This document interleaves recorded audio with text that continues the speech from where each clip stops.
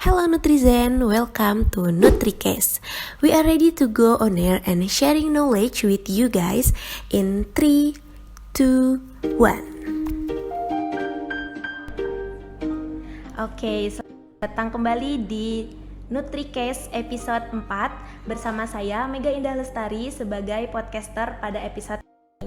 Nah, di episode kali ini kita akan berbicara mengenai sport nutritionist atau gizi olahraga bersama narasumber kita yang keren yang sudah datang hari ini untuk menjadi bincang-bincang kita pada episode kali ini bersama Pak Muri Kuswari.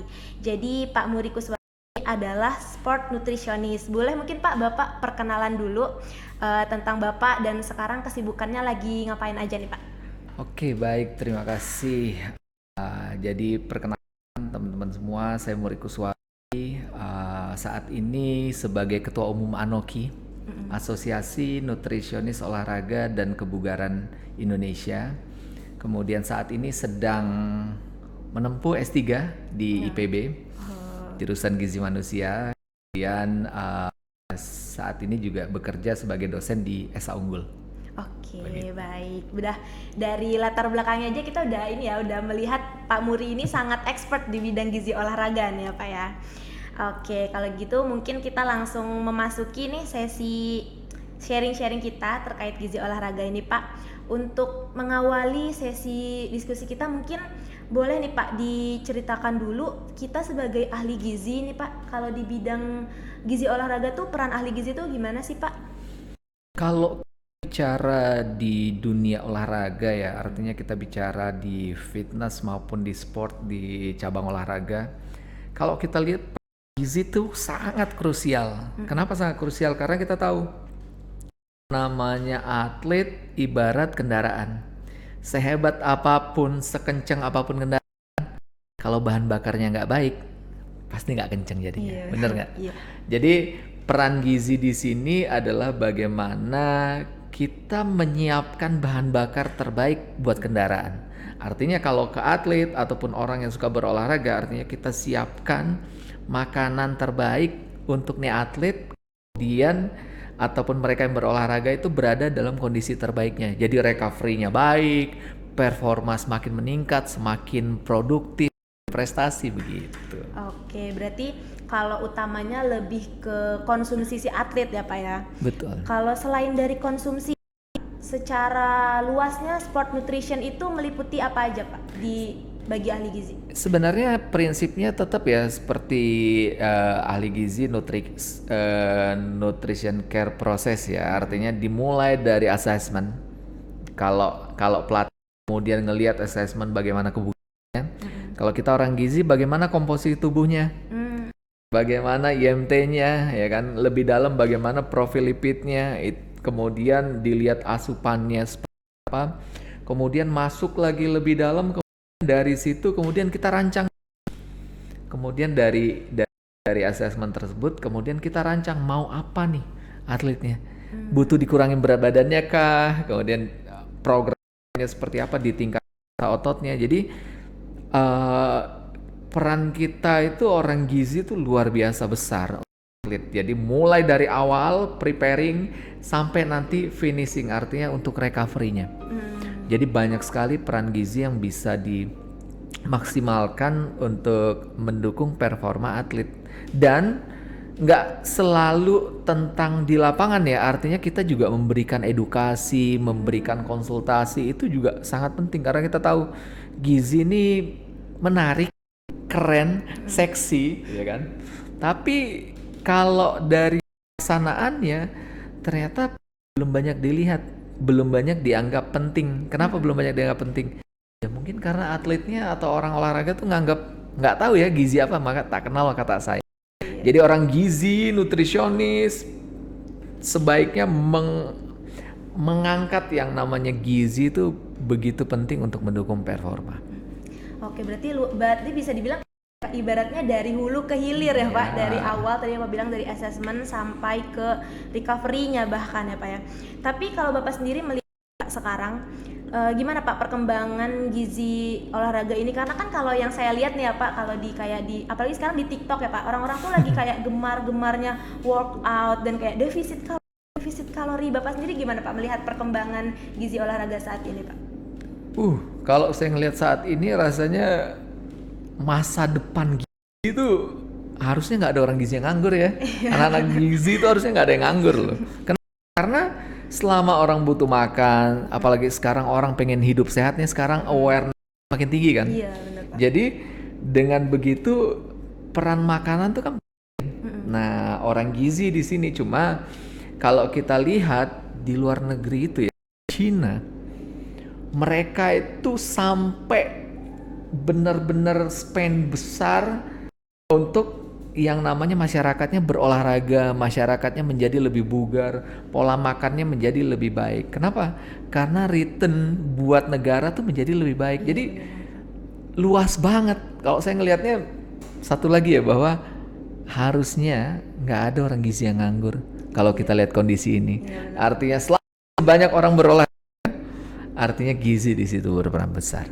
Dari masa depan gizi nih buat teman-teman yang sekarang lagi sekolah ilmu gizi, kita memiliki masa depan yang cerah ya Pak ya. Yes, benar sekali. Nah, berarti karena tadi masa depan mahasiswa-mahasiswa ahli gizi nih terlihatnya bakal cerah nih. Kira-kira apa aja nih Pak skills yang diperlukan supaya bisa memulai untuk berkecimpung di dunia karir gizi olahraga Pak? Nah, ini baiknya. Jadi kalau kita bicara terkait apa yang harus kita siapkan, kita tahu nih lapangan besar, tapi kita ingat bahwa sekarang zamannya globalisasi, siapapun bisa masuk. Saya tergabung di grupnya kebetulan salah satu sama Prof Hardin, salah satu member eksekutif pengurusnya Sport Nutritionnya Asia.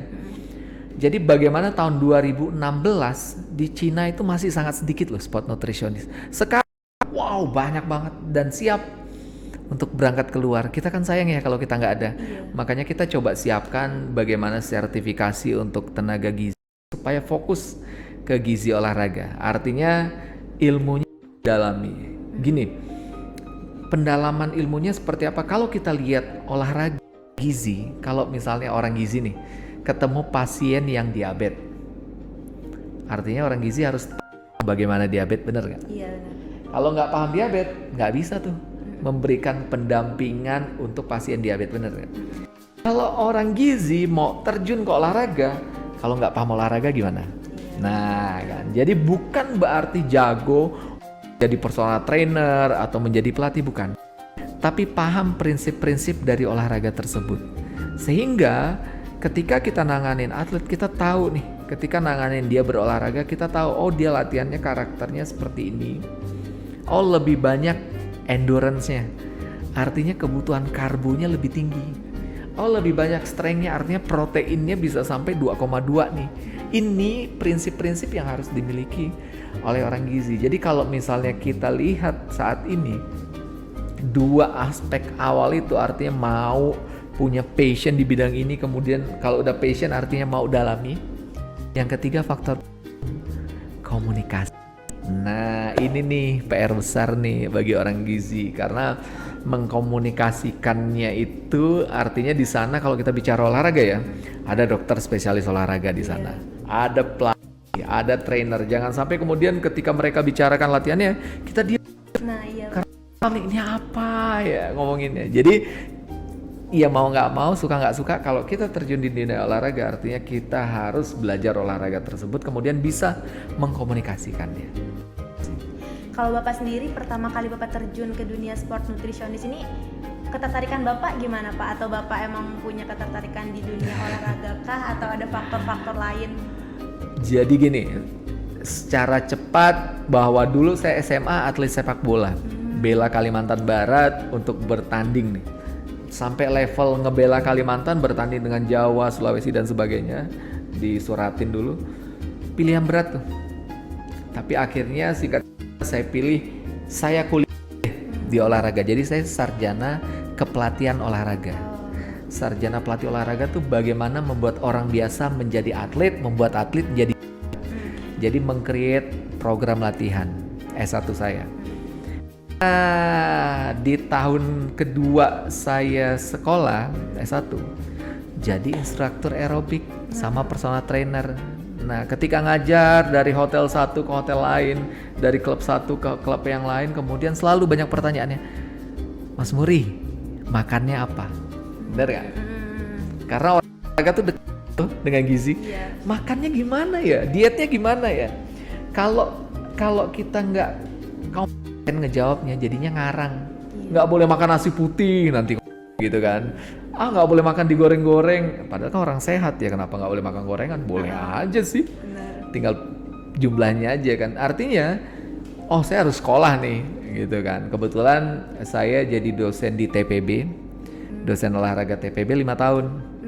Dari 45, ngajarnya 45 sampai 48. Jadi ngajar, kemudian sambil kuliah di sini, nah ketemulah tuh gitu belajar gizi. Akhirnya gizi olahraga masih langka di Indonesia. Kita coba bikin, karena masih langka, kita bikin orang di Indonesia tuh jadi kalau mau tanya gizi olahraga, ke si Muri deh. Nah, caranya apa? Mau nggak mau, suka nggak suka, harus punya karya, gitu sih. Melalui karya apa Pak kalau Bapak sendiri? Dimulai dengan bikin buku. Bapak jadi penulis buku Pak? Penulis buku, alhamdulillah sudah ada buku tentang menggabungkan antara dunia olahraga dan dunia gizi. Ada buku namanya Periodisasi Gizi dan Olahraga. Itu yang menjembatani. Kemudian buku saat berpuasa, bagaimana kita puasa, olahraganya, pola makannya biar badan ideal. Kemudian di tahun lalu 2 buku untuk Kemenkes.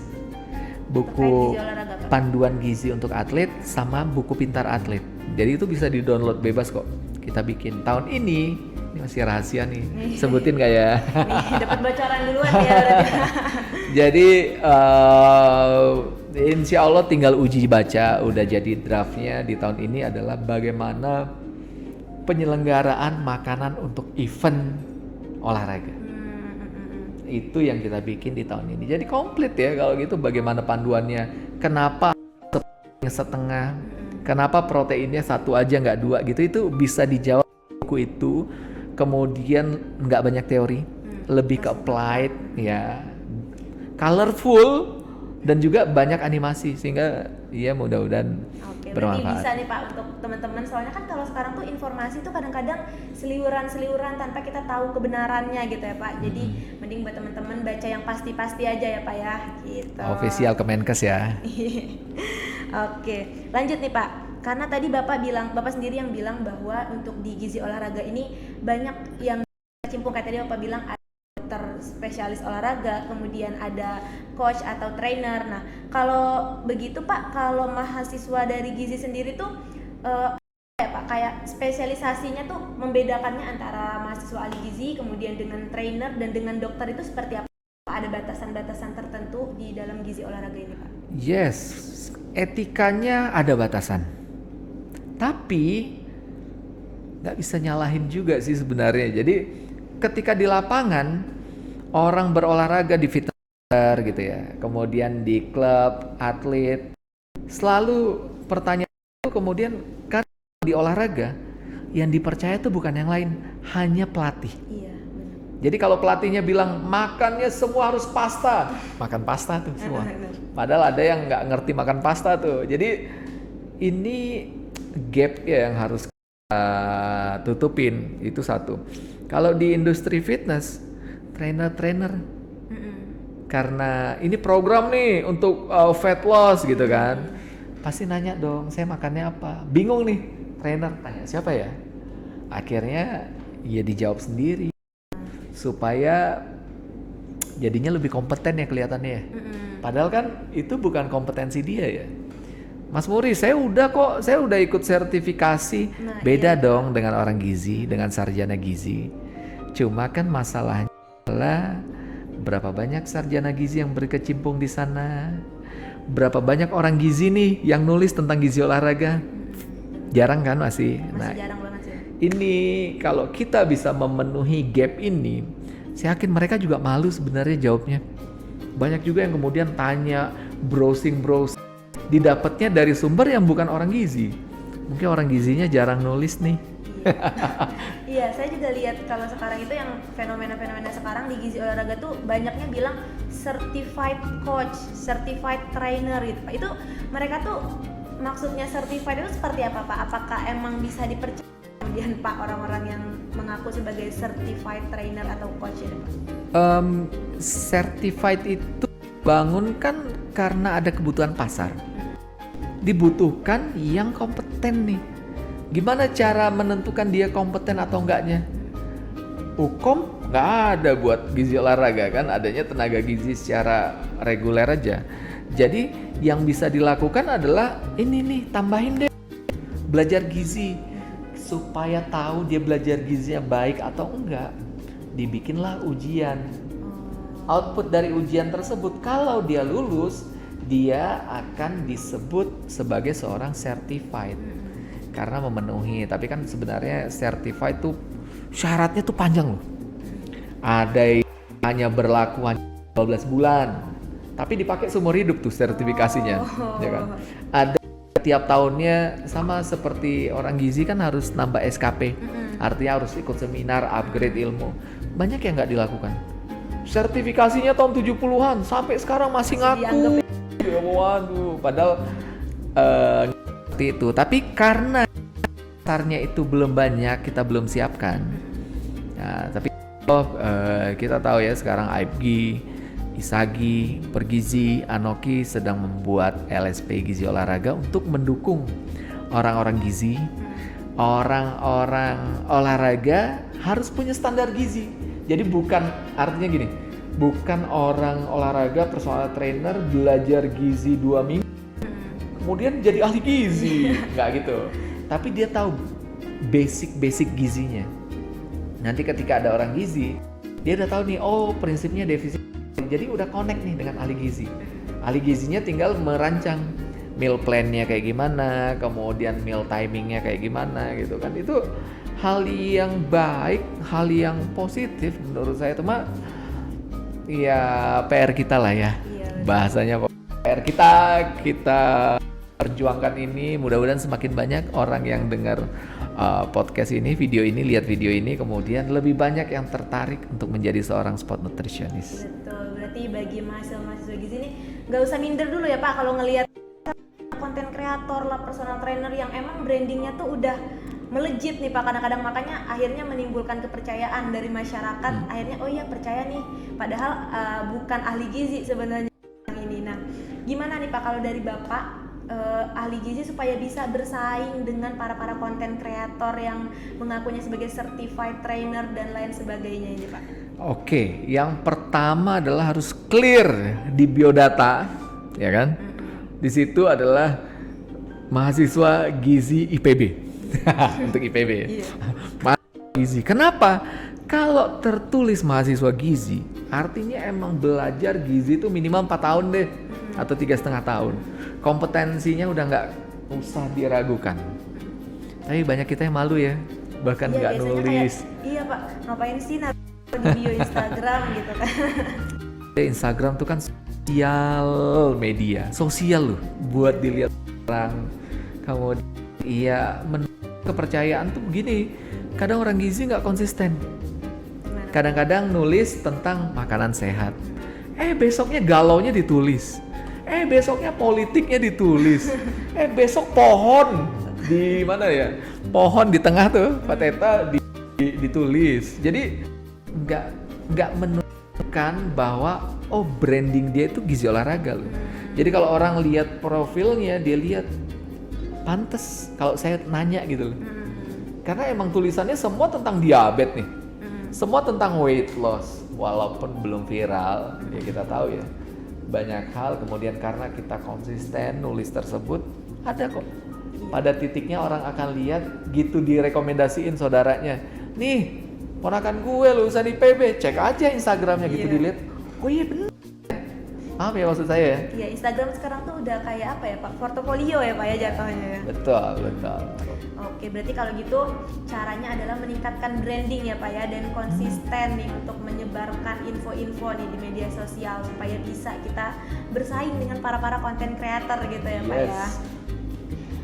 Oke, kemudian Pak selanjutnya nih Pak, Kalau sekarang ini kan seperti yang Bapak kasih tahu tadi ya Pak, sebenarnya kalau gizi itu masih kurang nih untuk gizi olahraga, karena saya sendiri juga banyaknya tuh melihat kalau mahasiswa gizi itu kalau gizi klinis biasanya ke arah industri gitu ya Pak ya. Mungkin Bapak bisa ini Pak, keseruan-keseruan nih setelah Bapak berkecimpung ya gizi olahraga, mungkin di sini nanti teman-teman bisa nih kayak waduh seru nih, saya nanti mau deh berkecimpung di dunia gizi olahraga gitu Pak. Oke, pertama mungkin klinis atau ke industri karena emang sudah stabil di sana. Juklak, juknisnya jelas kerjanya gitu kan. Banyak orang kan pengennya ya udah clear aja lah gitu kan. Tapi kalau di gizi olahraga itu ya perjuangan kita lah ya. Artinya belum banyak orang lihat ini penting, belum banyak orang membutuhkan lah bahasa kasarnya ya, karena ya sih kadang-kadang dari kitanya, kadang-kadang kita menjelaskan tuh loh kok baca di Google sama aja ya, atau bahkan lebih lengkap di Google ya gitu loh, ngerti maksudnya ya. Jadi itu yang perlu, makanya balik lagi komunikasi, balik lagi branding yang harus dibangun. Tapi kalau keseruannya gizi olahraga ini ke satu adalah kalau nanganin atlet nasional, udah nggak usah ditanya dia, artinya kalau kita bicara atlet nasional ya siapa sih dampingan sama atlet nasional gitu ya. Tapi emang banyak juga yang nggak mau difoto gitu ya, tapi ikut di klub, masuk ke klub sini, klub sana, klub sini, klub sana, banyak kenal orang, banyak ketemu orang, karena olahraga ini kan bahasa yang universal. Jadi kita bagian dari mendukung atlet itu kece. Yang kedua, kita nggak ribet. Mungkin bagi sebagian orang pengennya tuh tampil di TV ya. Tapi kalau ahli gizi itu nggak tampil di TV. Sibuknya ahli gizi adalah saat persiapan, saat pertandingan udah nonton, ya kan? Nah itu. Kemudian kalau dari dunia olahraga, bagaimana kita dampingi? Ada kemarin kita dampingi atlet SEA Games di taekwondo. Kemudian banyak juga ahli gizi yang dampingi, kita tahu Bu Mirza, beliau dampingi atlet sepeda. Pak Nazif sampai dipakai di luar negeri karena belum maksimal dipakainya gitu, lebih dipercaya oleh orang luar gitu. Jadi dari sisi atlet begitu. Kemudian dari sisi fitness, nah ini menarik juga nih. Kalau kita bicara fitness, artinya orang yang biasa ke fitness center, apalagi yang fitness besar ya, pasti orang berada, ya kan? Ibaratnya, Muri, gue tuh punya duit, pokoknya jangan sampai hari tua gue di rumah sakit. Itu poinnya. Kalau kayak gitu kan artinya saya solusi bagi Anda kan, masalah Anda. Jadi ahli gizi olahraga, dia paham olahraganya, dia paham merancang makanannya, connect. Jadi kita punya link yang bagus. Saya punya klien 2 orang mantan menteri. Jadi ya bagus lah. Jadi mantan menteri dan era SBY ya, artinya hal yang positif, banyak relasi yang terbangun.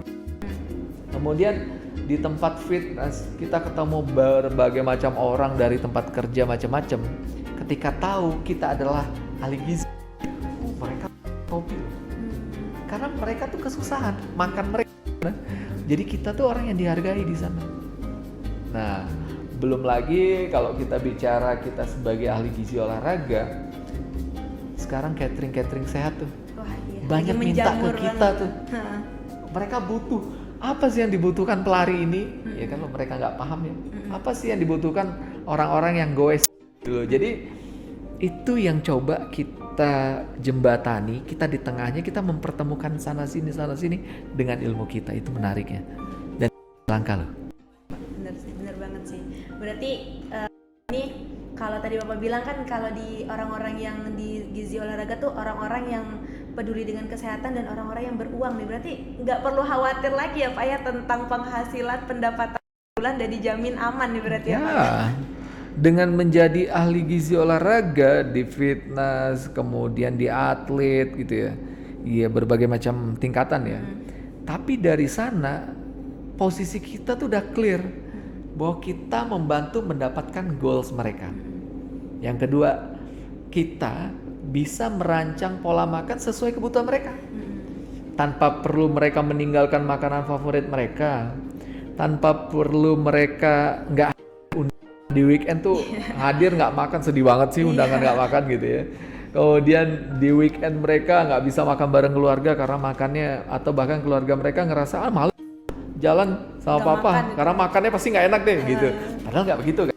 Nah ini kita membantu mereka. Kemudian banyak juga yang secara private, anak saya lagi pon, boleh dibantu nggak? Kok anak saya kalah saing ya, loncatannya kurang tinggi, badannya terlalu kecil. Private loh itu.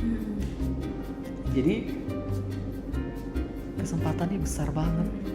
Karena personal sekali ya Pak ya. Cuma ya itu yang harus dibangun adalah ibaratnya kita punya rumah di hutan, orang belum kenal apa tuh gizi olahraga gitu ya. Jadi kita harus dikit bikin jalan menuju rumah kita. Jalan biasa, jalan raya biasa udah rame, males macet. Ada alternatif nggak? Nah itu yang Ini kita dia coba. solusinya Pak ya. Yes. Gimana nih Pak? Misalkan nih, kita kan kayak tadi Bapak bilang ya, kita mau berkecimpung di dunia gizi olahraga, kita harus paham dong tentang gizi olahraga dan sebagainya. Dan orang-orang juga pasti melihat kita ya Pak, kayak kita gizi nih, tapi kok misalkan nih saya mau berkecimpung di dunia gizi olahraga, tapi saya nih masih kurang gemar nih Pak berolahraga, atau saya kurang bugar deh gitu. Kalau kayak gitu gimana Pak? Kalau lagi masa kuliah nih banyak ya Pak, mahasiswa nih Pak sekarang ya, olahraganya tuh masih kurang nih Pak, gimana kalau kayak gitu Pak? Iya, mau nggak mau, suka nggak suka ya. Kalau bahasa saya tuh tuntutan profesi, tuntutan mahasiswa, mau lulus mau nggak mau skripsi loh. Iya. Ya kan? Mau nggak mau belajar harus lulus tuh, banyak mata kuliah sulit, padahal kalau dipikir-pikir aduh Iya. beruntung banget ya bisa lulus ini gitu ya. Ternyata terlewati juga ya. Ternyata terlewati. Begitu juga dengan ahli gizi mau dampingi atlet, mau suka nggak suka ya. Kalau bahasa sekarang ya, bahasa Garutnya tuh walk the talk ya. Artinya tampilan kita emang menunjukkan gitu. Kemudian banyak di antara kita itu orang gizi dampingin atlet. Atletnya tuh merasa bahwa kok gue makin ribet ya. Nggak boleh makan ini, nggak boleh makan itu. Padahal kan gue sehat. Jadi kita salah capture nih bahwa orang sehat, orang olahragawan dipakai prinsip-prinsip mereka yang sakit. Ini yang butuh kemudian jam terbang ujungnya. Iya, saya juga pernah lihat interviewnya siapa ya, Ginting kalau saya nggak salah Pak. Waktu itu ditanya ahli gizinya, terus males saya nggak bisa makan yang enak-enak, dibilangnya gitu. Jadi image ahli gizinya di atletnya tuh udah jelek gitu loh Pak. Kalau kayak gitu gimana Pak kalau udah terjadi seperti itu Pak? Ya ujung-ujungnya adalah orang akan lihat karya kita ya. Artinya yang didampingi sama kita tuh akan ngomong kok. Ya mungkin beliau ya kita senyum-senyum kadang-kadang ya. Oh, bukan ahli gizi. Nah, kan. Jadi kita tenang nih, pantas aja kita punya argumen. Kalau ahli gizi nggak begitu. Karena orang gizi itu ibaratnya ya, bikin makanan buat orang sakit aja bisa jadi enak. Apalagi buat orang sehat, ya kan? Yang kedua, orang gizi nggak akan boros. Kalau kuliah ingat, terbatas ya. Iya. Dananya harus dipikirkan. jadi kalau yang saya promosiin di Kemenkes bahwa orang gizi nih gitu ya, membuat makan orang sakit aja bisa jadi enak. Kemudian dengan budget rumah sakit yang terbatas untuk makanan, bisa loh jadi makanan yang enak. Iya. Jadi mereka selalu bilang nggak ada budget untuk ahli gizi. Saya tanya balik, emang atletnya nggak makan? Makan. Ya udah, selama atlet makan, orang gizi makan. Cuma kadang-kadang kan kita pengennya kan nggak di ghosting ya, pengen jelas statusnya. Nih buat teman-teman nih, kadang-kadang pengen jelas statusnya, ada hitam di atas putih, ada SK-nya gitu kan. Padahal ya, kalau sekarang kita berjuang, namanya kita berjuang, tunjukkan bukti deh, bukan janji. Saya bisa. Tunjukkan bukti aja.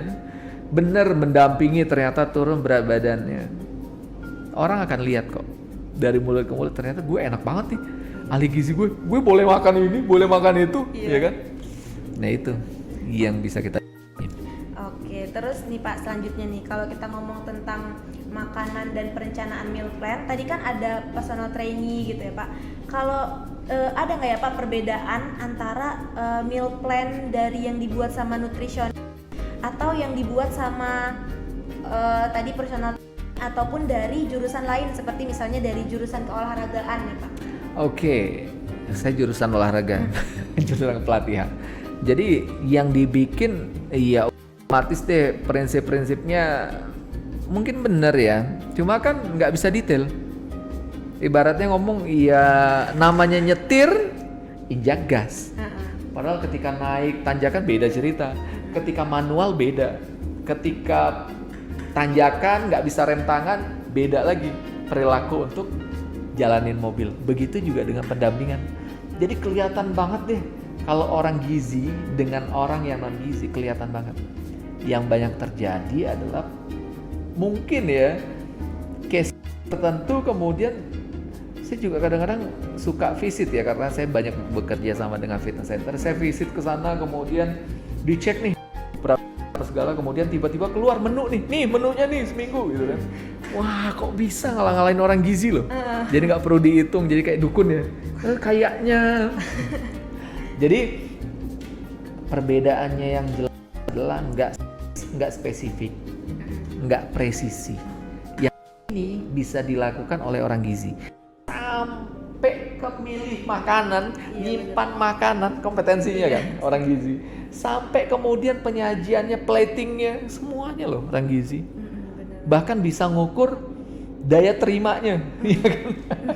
Bahkan meng-create makanan yang cocok buat, artinya karakteristik atlet bisa dibikinin sendiri makanannya.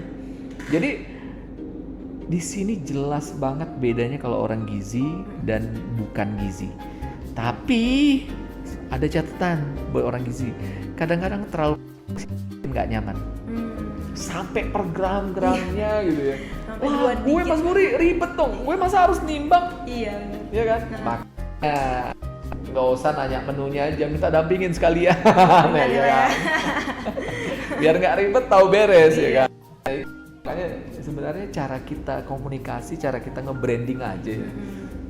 Mereka butuh sebenarnya, cuma nggak tahu mau cari di mana, nggak tahu mau, kayaknya ahli gizi gue diem-diem aja, kayaknya kok konsultasi pertama menarik nih, selalu nih banyak cerita, oh iya ternyata ya, coba sek, konsultasi kedua, konsultasi ketiga, mau ngomong apa, paling progres dari kemarin gitu ya, paling gitu kan. Jadi nggak ada yang mengeksekusinya gitu loh. Kalau meal plan kan jelas ya. Gimana rasanya kemarin menunya yang kami bikin gitu loh. Jadi itu jauh-jauh lebih baik. Oke, ternyata berat badannya masih segini ya, kita manipulasi, kita improve lagi nih. Ya, kurang asin ya. Kita sekarang lebih bikin lebih asin ya, tapi tetap tercukupi, nggak gitu garam kita. Jadi kayaknya harus sampai situ deh orang gizi. Jadi nggak, kalau hanya konsultasi doang jatuhnya kayak jual kisah. Konsultasi pertama menarik, kedua menarik, ketiga, keempat, kelima udah mulai nggak menarik tuh, males ya kan. Padahal kita pengen yang berkelanjutan kan, pengennya sebulan paket konsultasi gizi 5 jelas ya. Nah, tapi kan belum ada yang begitu. Biasanya padahal kalau di luar negeri udah banyak ya Pak yang kayak gitu. Soalnya kemarin juga kita kan belajar ada mata kuliah gizi olahraga tuh. Terus kalau nyari-nyari tentang layanan gizi yang di Indonesia tuh masih kurang banget nih dibandingkan yang di luar negeri. Padahal kayak yang di luar negeri tuh bahkan sampai ada pendampingan untuk belanjanya aja tuh ada pendampingan loh Pak. Itu bedanya di sana. Tapi sebenarnya ada kok di sini. Kita udah bikin karena ya, kalau saya kan dari Esa Unggul, emang gizinya itu gizi olahraga, pesannya, kompetensinya. Kalau yang lain di kampus lain paling 3-4 SKS ya, bahkan ada yang 2 cuma SKS. Cuma 1 semester kemarin kami belajar gizi olahraga. Kalau kita 11 SKS gizi olahraganya, jadi pendalamannya tuh emang sampai kita itu bikin kelas. Kalau di gym tuh ada kelasnya adalah kelas Zumba misalnya ya. Kelas body pump. Kalau orang gizi bikin kelas gizi, keren nggak? sampai cara belanja, cara motong, cara bikin makanan Olahannya. sehat. Berarti kalau misal pengen ke gizi, kalau misalkan gizi klinis kan harus ada ini ya Pak, apa biasanya disebutnya SKP, STR seperti itu ya Pak. Misalkan mau di olahraga, apakah ada sertifikat khusus gitu Pak yang harus dilampirkan untuk menjadi nutrisionis di tempat olahraga gitu Pak? Kalau sampai saat ini STR yang dibutuhkan untuk tenaga gizi sampai pada tahapan tersebut. Untuk spesifik ke gizi olahraganya sedang dibangun. Yang tadi Bapak bilang berarti ya? Yes, sudah di BNSP ya, mudah-mudahan segera rilis ya. Iya. Jadi sertifikatnya diakui nggak hanya level Indonesia tapi ASEAN, Asia juga diakui. Itu berkaitan dengan apa namanya, mendukung ya untuk mereka apa namanya, nggak perlu SKP ya, ibaratnya mereka belajar, mereka punya kompeten di sana, ditambah sekarang dietitian. Kalau S-Unggul udah pasti, UGM juga kan ada arah-arah ke gizi olahraganya juga. Jadi kalau udah dietitian dia bisa bikin klinik sendiri, ya kan? Dia bisa bikin konsultasi sendiri. Tapi beda sama STR yang hanya nutrisionis, masih nginduk di gym mana gitu ibaratnya. Tapi Registered dietitian ya Pak ya sekarang tuh kalau Iya. disebutnya ya. Dan peluangnya besar banget loh ini, asli loh. Saya tuh nggak ngebayangin ya kalau misalnya kita bisa nyiapin banyak gitu ya. Orang Indonesia makin sehat. Pendampingannya personal. Kita ambil case dikit deh, kegemukan aja. Kegemukan di Indonesia tuh ya kurang lebih 30%, sepertiga yang gemuk. Kemudian kalau dari 90 juta, artinya kan sepertiga 90 juta orang Indonesia yang kelebihan berat badan. Kalau kita hitung-hitung dengan orang gizi, dokter, trainer di Indonesia ada 1 juta. Satu orang artinya 90 klien. Iya benar sekali ya Pak ya. Jadi peluangnya besar banget. Sayang kalau ini kemudian diambil orang lain yang nggak menguasai bidangnya gitu loh. Berarti itu nih lulusan ahli gizi nggak mulu selalu tentang di rumah sakit ataupun industri ya Pak, karena seperti yang udah kita dengar dari awal tuh Pak Muri udah cerita besar banget peluang dan masa depannya gizi di bidang gizi olahraga ya Pak ya. Jadi jangan ragu untuk gabung ke gizi olahraga gitu ya Pak ya. Kalaupun nanti harus yang itu yang registered dietitian itu kan harus sekolah lagi ya Pak ya. Berarti kan nanti jangan ragu untuk misalkan masih ragu kira-kira lanjut nggak ya, karena akan banyak sekali prospek yang bisa dilakukan setelah mendapatkan gelar registered dietitian begitu ya Pak ya. Yes, benar banget. Dan karena peluangnya besar, kemudian tenaga gizi juga sekarang itu dilihatnya ya kalau kita bersampingan sama dokter, bersampingan sama pelatih, kita ngomong metabolisme juga dalam. Kemudian kita ngomong bagaimana interaksi zat gizi dengan obat, interaksi zat gizi dengan aktivitas dari olahraga atau aktivitas lainnya. Itu juga clear loh kita ngomong. Artinya kan posisi kita tuh sama kuat, sama hebat, tinggal mengkomunikasikannya dan nggak kita yang dipilih, bukan ahli gizi yang lain atau influencer yang dipilih. Branding. Iya betul. Nah, oke. Terus nih Pak, terakhir mungkin Bapak bisa apa ya? Memberikan pesan Bapak nih Pak untuk mahasiswa-mahasiswa ahli gizi yang sekarang nonton podcast episode kita kali ini Pak. Oke, buat teman-teman orang gizi yang pengen mendalami ataupun ngerasa pusing ya kayaknya mau peluang kerja nanti seperti apa gitu ya. Jadi gizi olahraga ini adalah salah satu jalur. Satu masih langka.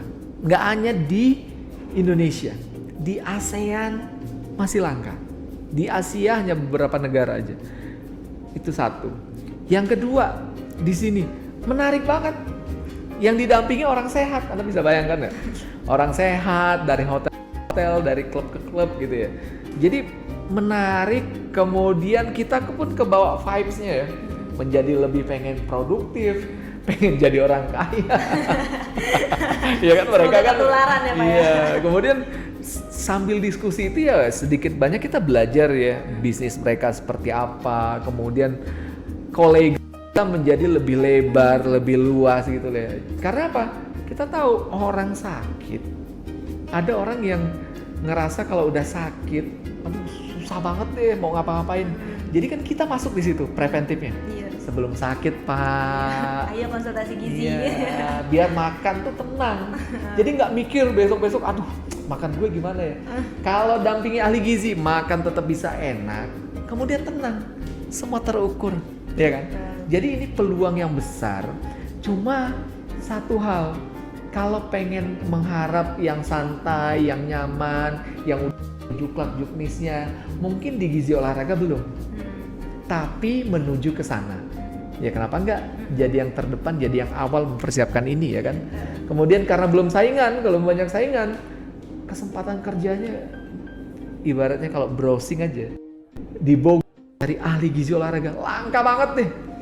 Jadi ahli gizi sekarang, ahli gizi olahraga banyak dipakai sampai di Papua, sampai di Aceh, di mana lah ya dipakai. Kenapa?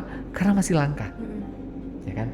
Jadi jangan sampai gini, image gizi, gara-gara gizi makan jadi nggak enak, kata atlet gitu kan. Gara-gara gizi badan gue nggak turun di fitness, malah latihan beban gue malah jadi nggak nyaman gitu kan. Jangan sampai image-nya gara-gara ini bukan ahli gizi terregister. Makanya buat Anda yang udah jelas sekolah di gizi, belajar gizi dengan baik, apalagi kampus terbaiknya gizi, ya kan? Kapan lagi? Belajar, dapatin ilmunya, kemudian itu jadi branding Anda. Lulusan mana? Kampus IPB. Udah branding sendiri nih, udah kuat di situ, kemudian langkahnya udah setengah jalan. Tinggal kemampuan Anda karena passion Anda di gizi olahraga di dalam. Gak usah cari kesempatan kerja tuh makin terbuka lebar. Oke, berarti dapat kita simpulkan ya teman-teman semua, kalau misalkan mau menuju masa depan yang cerah nih di bidang ahli gizi, bisa gabung ke ahli gizi sebagai ahli gizi di bidang olahraga. Karena yang pertama, kesempatan kerjanya masih luas banget. Yang kedua, dapat koleganya orang-orang kaya, pebisnis ya, seperti yang kata Pak Murid katakan tadi kan. Kemudian nanti juga kita bisa ketularan produktif, kita juga bisa ketularan sehat karena kita juga mendampingi orang-orang yang sehat seperti itu Pak. Jadi kita sebagai ahli gizi tidak perlu khawatir, tidak perlu insecure walaupun ada personal trainer, ada dokter spesialis keolahragaan, karena ahli gizi itu punya tempatnya sendiri di sport nutritionist segitu ya Pak. Mungkin segitu aja Pak untuk diskusi kita di episode kali ini tentang sport nutrition. Terima kasih untuk sharing-sharingnya nih kepada Pak Muri. Juga sharing-sharing kita hari ini bisa menambah wawasan teman-teman mengenai sport nutritionist yang masih jarang banget diperbincangkan ya Pak ya. Dan semoga bisa nanti menambah ke arah sport nutritionist. Kalau begitu sekian untuk episode kali ini. Sampai jumpa di NutriCast di episode selanjutnya. Terima kasih. Terima kasih. Oke, nah kalau sekarang nih juga Pak, baru-baru ini di FEMA sendiri itu ada dengar-dengar ada sport club ya. Gimana nih Pak? Mungkin Bapak bisa kenalin ke teman-teman di sini tentang sport club yang ada di FEMA. Oh, kalau begitu, kalau kita lihat ya, FEMA sebagai salah satu fakultas di dalamnya ada gizi, kemudian artinya untuk mengangkat, untuk membantu masyarakat di sekitar, nggak hanya mahasiswa, Civitas Academy, tapi juga masyarakat sekitar untuk menjadi lebih sehat, lebih berprestasi, mungkin sampai ke depannya nanti dengan sport club ini rasanya udah luar biasa banget. Artinya ada satu wadah untuk menyalurkan bakat, menyalurkan hobi, dan juga membuat kita ini di sekitaran ini Civitas Academy menjadi lebih sehat. Dan itu mahal loh. Kenapa?